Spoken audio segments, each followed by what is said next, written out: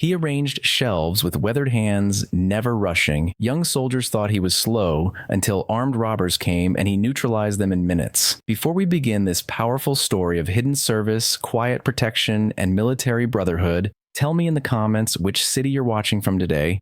And if you believe stories like this need to be remembered, hit that subscribe button and help us make sure they are. Fort Benning Military Base was a massive military complex located in the heart of Georgia. Thousands of soldiers trained here, served here, lived their lives here.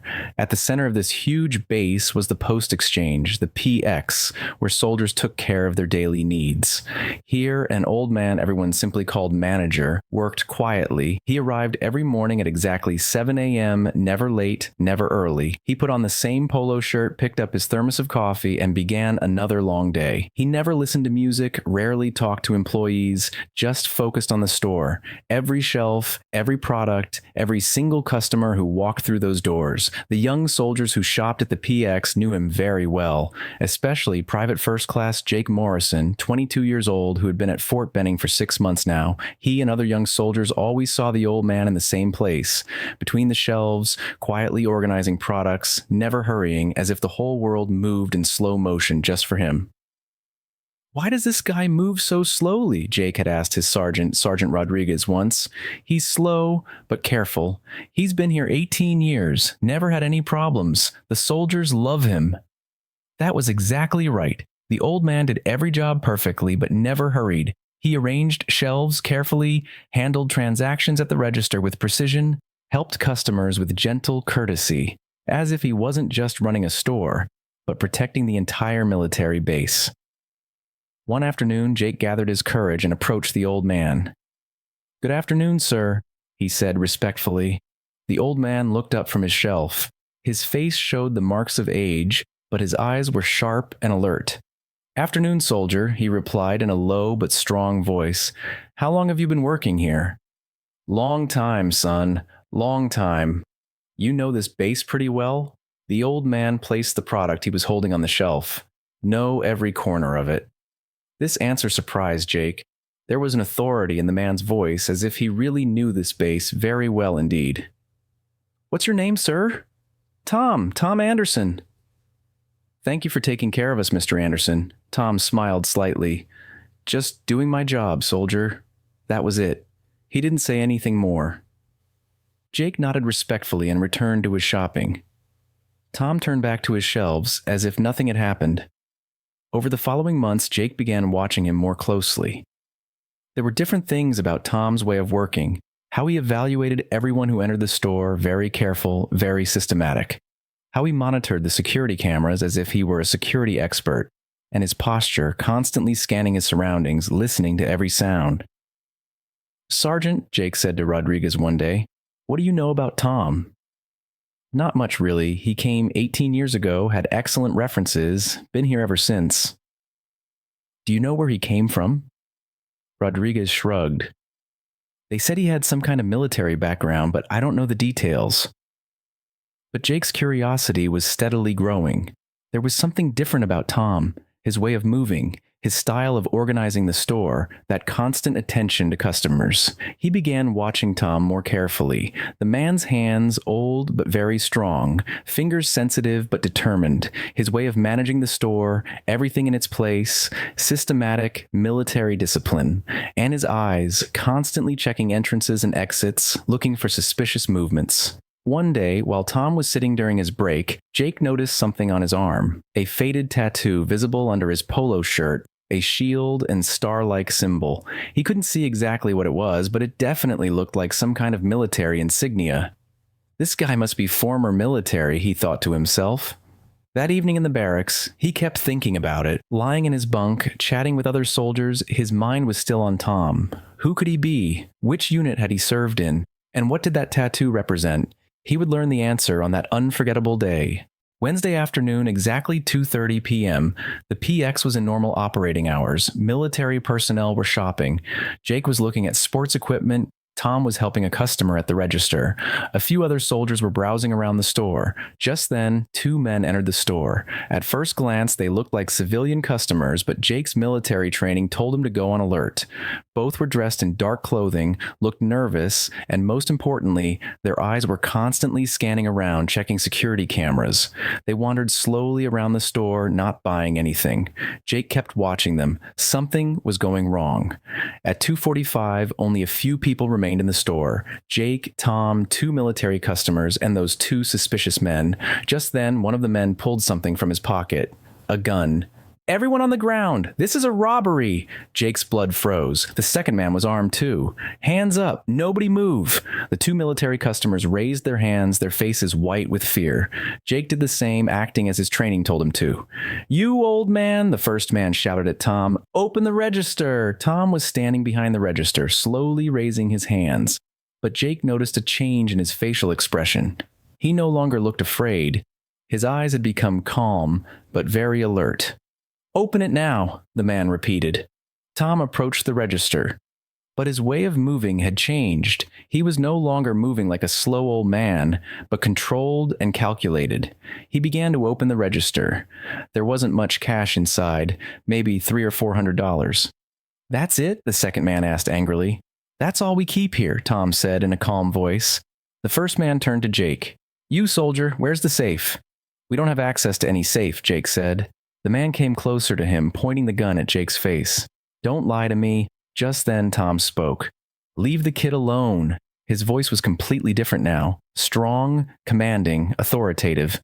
"What did you say, old man?" The first man turned. "I said leave him alone. You want money? Take what's in the register." The second man pointed his gun at Tom. "Shut up and stay where you are." Tom didn't move. He stood calmly, his eyes moving between the 2 men. Jake was watching his facial expression. This was no longer the expression of a frightened store manager. "You need to leave this base now," Tom said in a calm but definite tone. "Are you threatening us?" the first man shouted. "I'm giving you advice. Last chance." The men looked at each other. Who was this old man to challenge them? "We'll leave when we're ready," the second man said. Tom nodded. Wrong answer. Then everything happened very fast. Tom suddenly moved. He pulled something from under the register, not a panic button, but a radio. "Base security, this is Anderson. Code red at PX. Armed robbery in progress. 2 suspects." The first man tried to shoot, but Tom had already ducked behind the register. At the same time, Tom pulled something else from under the counter. A service weapon. Glock pistol. Jake was shocked. Why did the store manager have a gun? "Drop your weapons," Tom commanded, now in a completely different voice. "Military police!" The second man stood there confused. "Military police?" "Staff Sergeant Tom Anderson, retired MP. You're on federal military property. Drop your weapons and get on the ground." Tom's posture had completely changed now. This wasn't an old store manager, but a trained law enforcement officer. The first man was still pointing his weapon. "You're bluffing!" Tom pulled something from his pocket and threw it on the counter. His old military ID. 25 years military police, Iraq, Afghanistan, base security. "I've been watching you since you walked in." Jake saw the ID. Staff Sergeant Thomas Anderson, Military Police Corps. Just then, sounds came from outside. Base security was coming. "It's over," Tom said. "Put the weapons down." The 2 men looked at each other. The sounds outside were getting closer. Tom was armed and trained. They had nowhere to escape. The first man put his weapon on the ground. The second did the same. "On the ground, hands behind your heads," Tom commanded. Both lay down on the ground. The door opened and MPs entered. Tom secured his weapon. "Sergeant Anderson," said the incoming MP sergeant. "Situation secure?" "Secure. 2 suspects disarmed, no injuries." Jake was still in shock. Tom, Sergeant Anderson, 25-year military police veteran. The MPs arrested the robbers. A situation report was taken. But Jake had thousands of questions in his mind. "Sergeant Anderson," he finally said, "why didn't you tell us?" Tom was holstering his weapon. "Didn't need to tell. Until today. But you could have been working in security, using your skills." "I am using my skills, son. Just in a different way." "How?"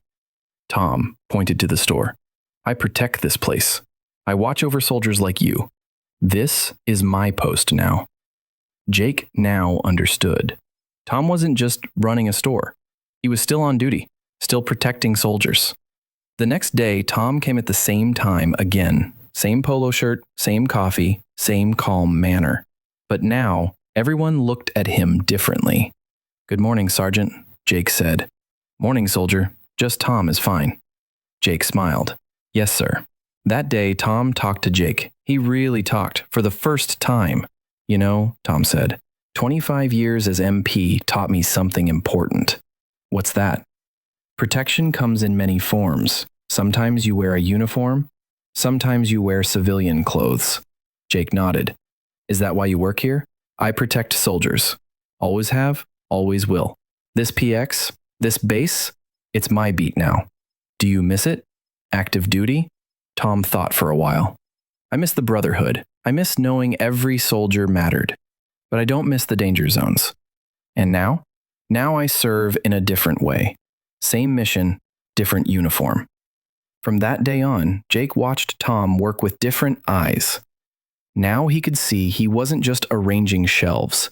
He was evaluating everyone who entered the store, monitoring suspicious behavior, ensuring the safety of young soldiers.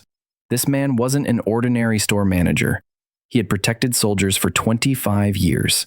Done law enforcement. Now he was continuing the same mission at the PX. A week later, the base commander called Tom to his office. He offered him a position working in active security again. Tom politely declined. "I'm where I need to be, sir. But your experience could be valuable in security." "It is valuable, right where I am." Base personnel now treated Tom differently, especially veteran soldiers. One day, an old Iraq veteran recognized Tom. "Military police?" he asked. "Retired." "Thank you for your service, Sergeant." Tom nodded. "Thank you for yours, soldier." Jake watched this conversation. There was special respect between these men. "Tom," Jake said later, "will you stay here long?" "As long as there are soldiers to look after. And if trouble comes again?" Tom smiled. "Then I'll handle it. That's what MPs do." Jake now understood. Tom wasn't just running a store. He was a guardian, protecting the base and its soldiers. In a different way, but with the same heart. Sometimes the most ordinary seeming jobs are done by the most valuable hearts. Staff Sergeant Tom Anderson had appeared to be just a store manager for 18 years, until the day he was forced to protect lives. Now I ask you, have you ever met someone like that? Someone who seemed ordinary but actually had a protective background? Share their names in the comments. Tell their stories. We believe in keeping stories like this alive. If this story moved you, subscribe, share, and help these voices survive. We'll see you in the next one, and until then, if you see an old store manager working quietly, look twice. He might just have protective hands.